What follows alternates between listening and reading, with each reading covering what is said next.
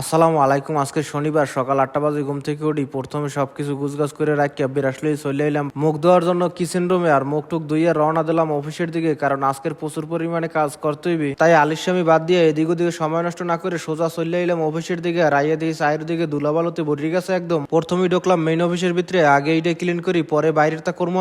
কাপড় আর স্প্রে লইয়া শুরু করলাম ডলাডলি। সবকিছু একদম চমকাই থইতে হইবে। অনেকে জিজ্ঞাসা করেন এটা কিসের অফিস আর এটার ভিতরে এত কিছু লেখা কিসের জন্য।